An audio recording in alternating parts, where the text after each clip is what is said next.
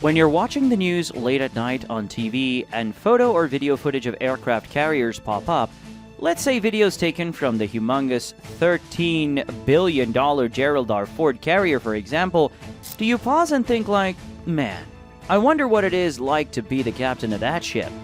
It must feel awesome to command a prestigious American aircraft carrier like this, to obtain all the perks that captains can have, and to get saluted by thousands of sailors and pilots every day. But oh boy, taking the responsibility of a job like that must be very stressful. I can't imagine the headaches. And indeed, there are headaches. While being the captain of not just an ordinary aircraft carrier, but the Gerald R Ford itself is such a privileged and honorable position to have, no one can deny the severity of the hard challenges to face every single day. In this video, we will take a closer look at the daily lives of the captain operating the infamous Ford-class carrier. Sit back, relax, and why not take this as an opportunity to familiarize yourself with the realm of the U.S. Navy, so maybe one day you and your children can strive to be a captain one day. There are many reasons why people kind of forgot about the older U.S. Navy aircraft carriers, like the Nimitz class, and they're now shifting their focus towards the new boogeyman in town, the Gerald R Ford class. First of all, she's huge. She has a total length of about 1,100 feet, or 350 meters, which, to put it in perspective, she basically has the length of not just one standard football field, but 3. Her height can reach 250 meters, and she has a displacement of 100,000 tons. This class introduces significant advancements in naval technology and capabilities, featuring an enhanced flight deck layout, improved nuclear propulsion system, and advanced electromagnetic aircraft launch system, or EMALS, for launching aircraft more efficiently. The Ford class integrated combat systems and increased automation to reduce crew size and operational costs, while enhancing overall performance and survivability. Currently, there are 2 more Gerald R Ford aircraft carriers being built, and the U.S. Navy's CVN-21 aircraft carrier program plans to build 10 Ford-class carriers by 2058. As if one giant floating city wasn't enough, the U.S. is trying to build a whole country at sea. The current captain of the USS Gerald R Ford is their handsome gentleman you're seeing on your screen named Richard G. Burgess. His remarkable achievements include graduating from the U.S. Naval Academy in 1996 and becoming a naval flight officer in 1998. Burgess served with distinction on multiple operational tours: Fighter Squadron VF-31 on USS Abraham Lincoln, Strike Fighter Squadron 102 on the dismantled and long-gone USS Kitty Hawk. You name it. By the way, we made a detailed video about the dismantling of this aircraft carrier, which you should check it out if you're interested. Rip to the Kitty Hawk.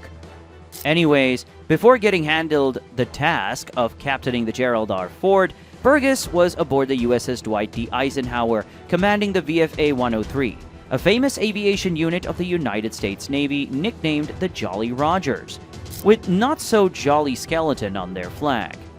He also served as the executive officer of the USS George H.W. Bush vessel. He has extensive flying experience with over 3,500 flight hours in various fighter aircraft. If you didn't know, one of the many requirements to become a captain aboard an American aircraft carrier is to be a Navy pilot.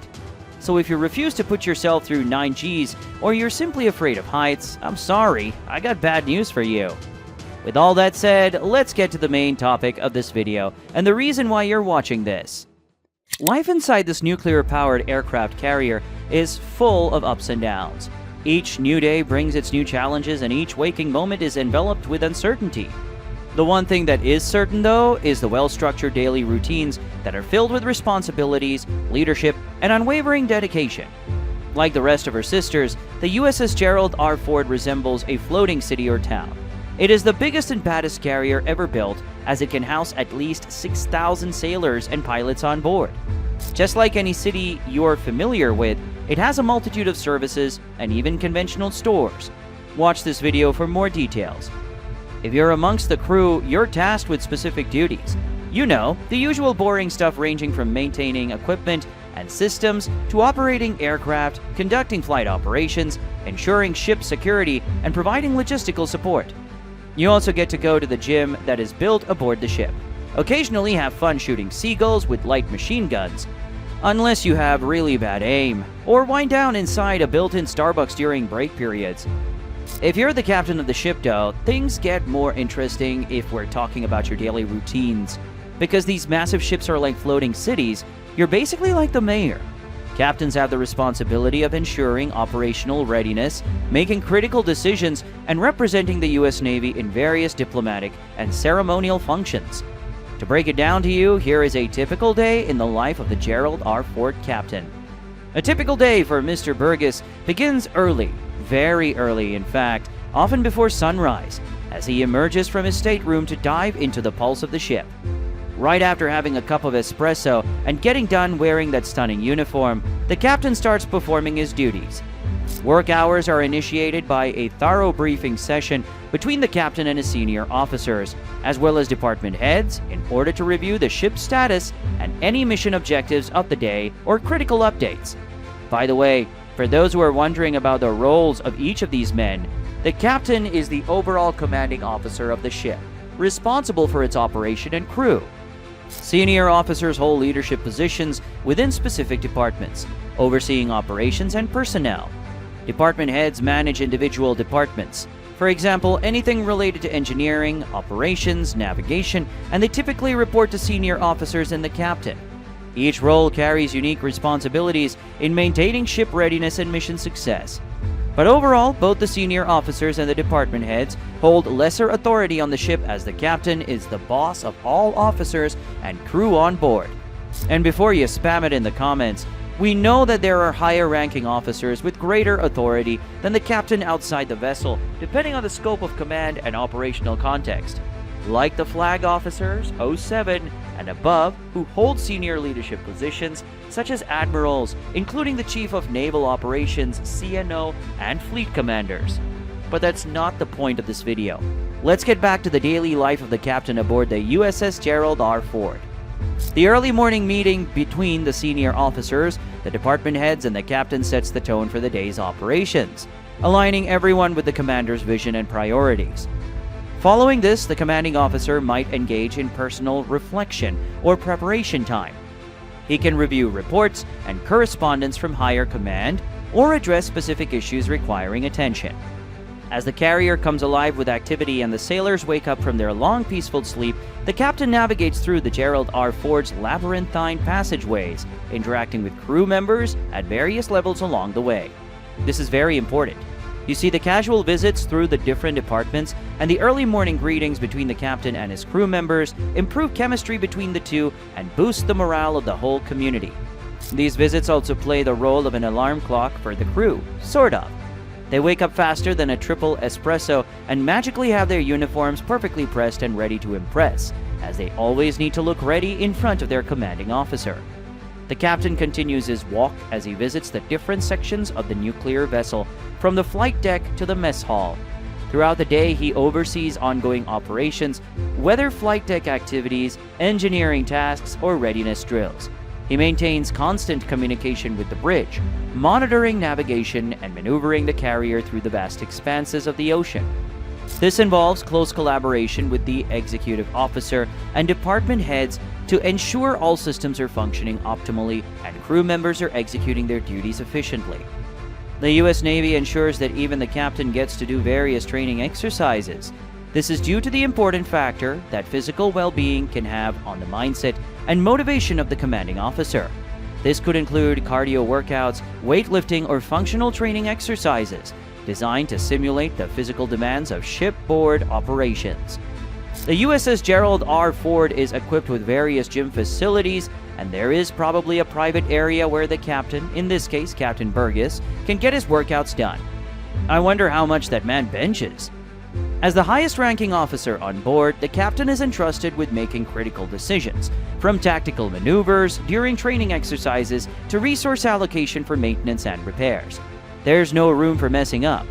During the training scenarios that the USS Gerald R. Ford goes through, the captain oversees the execution of various drills and simulations. And while doing so, he evaluated the performance and readiness of the ship, as well as the crew members, and also tactics as needed to optimize the ship's capabilities.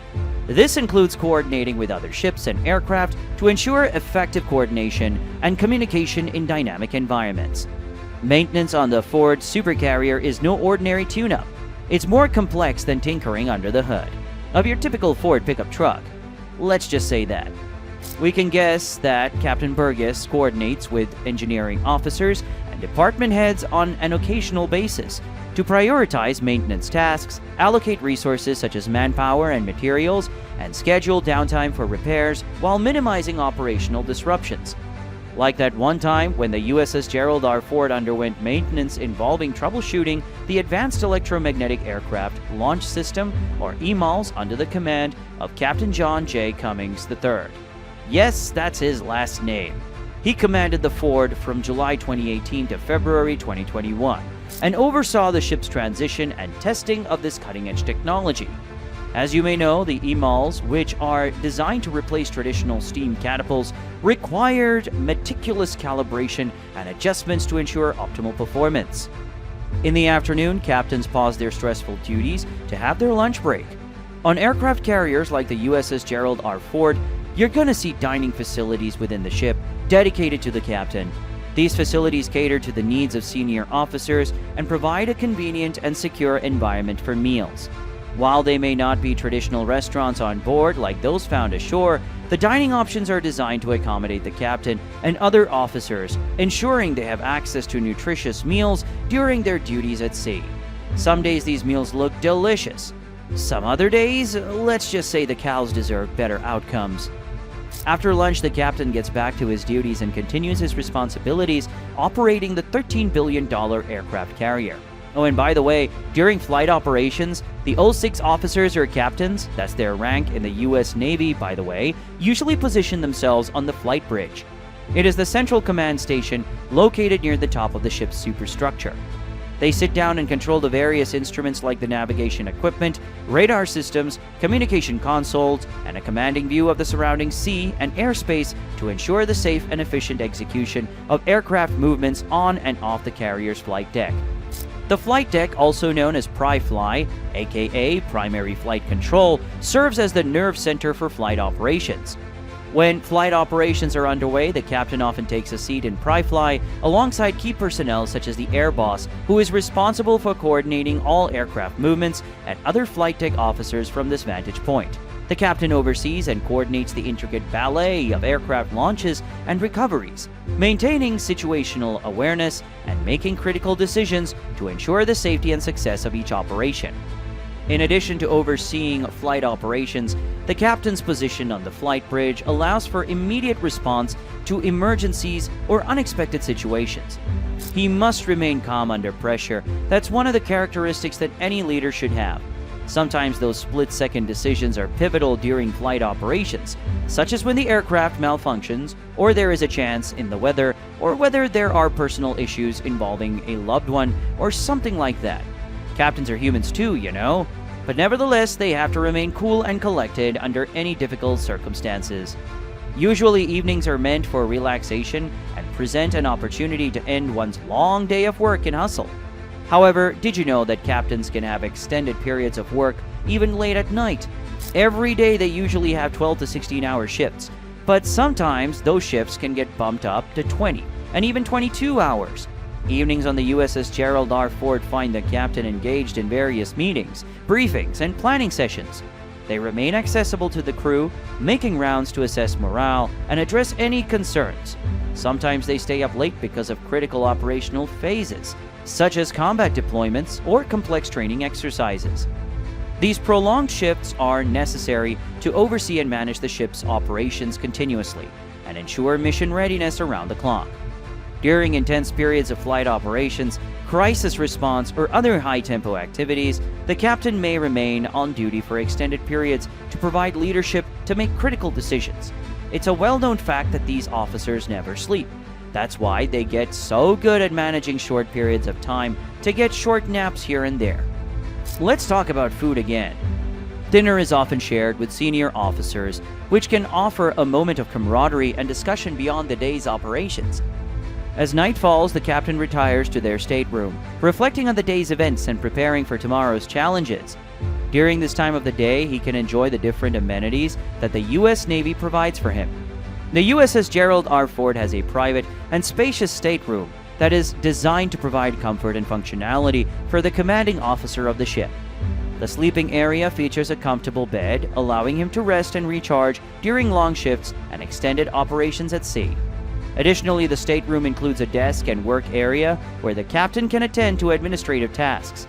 It's also furnished with seating areas and personal amenities, where the captain can lay back, relax, and enjoy reading books. He could play an instrument like a guitar, or he can simply just meditate and focus on relaxing. It's a comfy zone amidst the bustling activity of the USS Gerald R Ford. It's safe to say that this vessel is considered the pinnacle of marine engineering. In a way, it represents the naval power that the United States projects in the world. Any captain aboard it has a big responsibility to operate it as best as possible. The USS Gerald R Ford has been under the command of several distinguished captains, each bringing unique leadership qualities and experiences to the helm of this advanced aircraft carrier. Captain John Francis Mayer, known as Oscar, assumed command in July 2013 and oversaw critical phases of the ship's early development and testing. During his tenure, the USS Gerald R Ford advanced through initial sea trials and readiness preparations. Following Captain Mayer, Captain Richard Curtis McCormack took command in April 2016, bringing his expertise from the U.S. Naval Academy of 1990 to guide the ship through operational deployments and training exercises. In August 2018, Captain John Joseph Cummings, nicknamed Yank, assumed leadership of the USS Gerald R Ford, leading the ship through continued operational readiness and integration of new technologies. Captain Cummings' tenure focused on optimizing the ship's capabilities and enhancing crew training to maximize mission effectiveness. Subsequently, Captain Paul J. Lanzalotta, a product of the Naval Reserve Officer Training Corps, or NROTC, assumed command in February 2021, steering the USS Gerald R Ford through ongoing deployments and operational commitments. Meanwhile, and more recently, Captain Richard Burgess, you're familiar with him by now, took over command of the USS Gerald R Ford in April 2023. Under Captain Burgess's leadership, the ship continues to play a pivotal role in naval operations, showcasing its cutting-edge capabilities and contributing to maritime security. So to wrap it up, the responsibility of commanding a nuclear-powered aircraft carrier like the USS Gerald R Ford is both an honor and a tremendous burden, requiring unwavering dedication, sound judgment, and steadfast commitment to the mission and the men and women under their control. It's amazing how much work these gentlemen put in and how many hours they sacrifice from their lives, hundreds of miles away from their families and loved ones. It's also mind-boggling how they can redo all of the things we talked about every day for years on end. If you found this video informative, please consider liking and subscribing to our channel for more insights into naval life and military operations. Also, feel free to check out more videos like this on our channel. We appreciate your support and look forward to bringing you more engaging content in the future. Thank you for watching, and until next time, goodbye.